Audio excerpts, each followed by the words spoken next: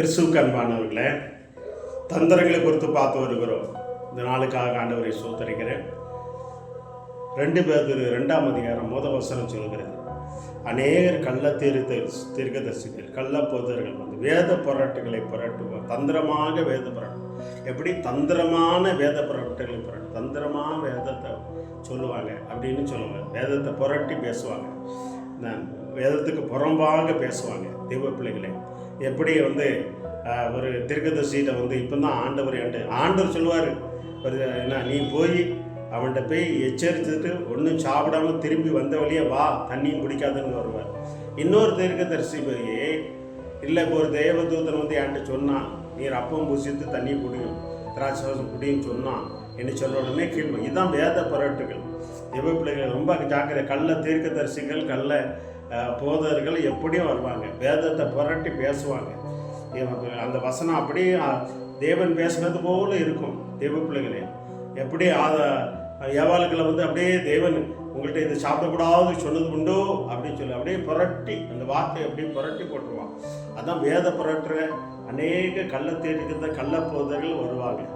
அவங்களுடைய தந்திரங்களுக்கு தந்திரமாக வேத புரட்டுவாங்க. அதுக்கு நீங்கள் ரொம்ப ஜாக்கிரதையாக இருக்கணும். தெய்வ பிள்ளைகளே, அந்த வேத புரட்டுறாங்கன்னா நீங்கள் அதிகமாக வேதத்தை வாசிக்கணும், அதை தேவ சமூகத்தில் கேட்கணும். தெரியாத ஊழியர்கிட்ட கேட்கணும், தெரிஞ்ச ஊழியர்கிட்ட கேட்கணும், வேதம் அறிஞ்ச தேவ ஊழியர்கிட்ட கேட்கணும். தேவ பிள்ளைகளை உங்களுக்கு தெரியலன்னா கேட்கணும். எப்பவும் புதுசாக வர ஒரு வேத புறப்பட்ட ஊழியக்காரனை கள்ளத்தீர்க்கதரிசிகிட்ட நீங்கள் எப்படி அவர் சொல்கிறத கேட்டக்கூடாது. சில எனக்கு போய் நிறைய பேர் தெரியும், நம்ம போய் நேரடி போய் சொல்லுவோம், நம்ப மாட்டாங்க. அங்கே டிவியில் பார்த்து மகளே இருந்த இடத்துல உன்னை ஆசீர்வதிப்பேன்னு சொல்லி ஒரு ஊழியக்காரர் சொல்லுவார்.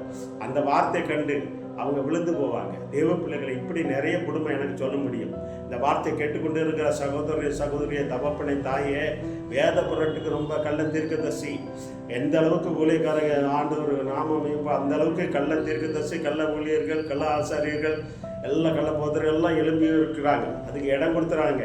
உங்களை கண்டிக்கலையா அப்படின்னாலே அவர் நினச்சிட வேண்டியதான். தேவ பிள்ளைகளே, நமக்கு வேறு மாதிரி இதுதான் நினைக்கிறோம். உங்களுக்கு பாவத்தை குறித்து நீதி குறித்து உங்களுக்கு போதிக்கலையா அப்படின்னா அவன் வேத பிறற்றவன்னு அர்த்தம்.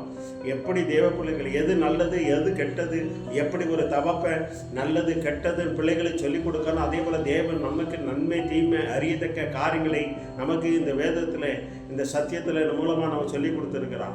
அந்த நல்லது கெட்டது சொல்லி தரல, நல்லதையே மட்டும் ஆசீர்வாதையே மட்டும் சொல்லி கொண்டு இருந்தாலும் வேத புரட்டுகள் நீ எப்படி வாழலாம் அப்படின்னு சொல்லி என்னது உனக்கு ஏற்ற மாதிரி கள்ள தீர்க்க தரிசனம். தேவ பிள்ளைகளை நானும் தீர்க்கதரிசி அப்படின்னு சொல்லுவான். பொய்யான ஆவி தேவன் அனுமதிச்சிருவார். தேவ பிள்ளைகள் அவன் கள்ளத்தனம் பண்ணணும்னு நினைப்பான்.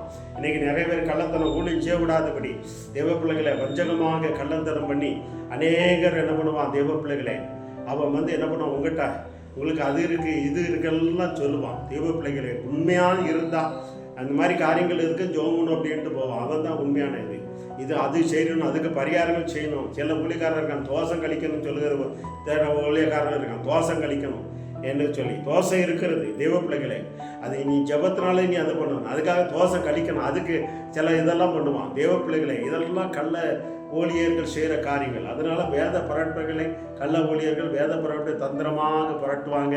ரொம்ப ஜாக்கிரதையாக இருங்க. விசாசுக்கு இடம் கொடுத்துடாதுங்க. நீங்கள் அதுக்கு வேதத்தை நல்லா வாசிங்க தெய்வ பிள்ளைகளே. அப்போதான் உங்களுக்கு அந்த உங்களுடைய ஊழியர்கிட்ட கேளுங்க. உங்களுக்கு தெரிந்த ஊழியர், உங்கள் சபை ஊழியர் ஏன்னா இதெல்லாம் கேளுங்க. முதல்ல அதுக்கு மேலாக ஆண்டவர்கிட்ட கேளுங்க தேவ பிள்ளைகளே. அப்படின்னு கேட்கும்போது தான் அதை மேற்கொள்ள முடியும். கர்த்தர் பெரிய காரியங்கள் செய்வார். கண்களை முடிச்சதும் செய்யும். நல்ல ஆண்டவரே சோத்திரம். கள்ள தீர்க்கதரிசிகள் கள்ள போதர்கள் வந்து தந்திரமாக வேதத்தை புரட்டுவார்கள். இன்றைக்கி அநேக வேதத்தை புரட்டி கொண்டு இருக்கிறாங்க. அப்பா தாப்புனே அப்படியே அப்பா தாப்புனே அப்பா ஆண்டவருடைய வருகை வந்தாச்சு, அதுதாயிட்டு இதாயிட்டுன்னு சொல்லி எப்படிலாமோ வேதத்தை புரட்டுறாங்க. அதுக்கு பிள்ளைகள் இடம் கொடுத்தாதபடி பிள்ளைகளை விலைக்கு காத்துக்கொள்ள முடியும் சொல்லி I come and touch the name of Jesus. இயேசுவின் நாமத்தினாலே ஆமென் ஆமென். God bless you. வேத புரட்டுக்கு இடம் கொடுத்துறாதுங்க. நீங்கள் சத்தியத்தை அறியுங்க. சத்தியம் உங்களை விடுதலையாக்கும்.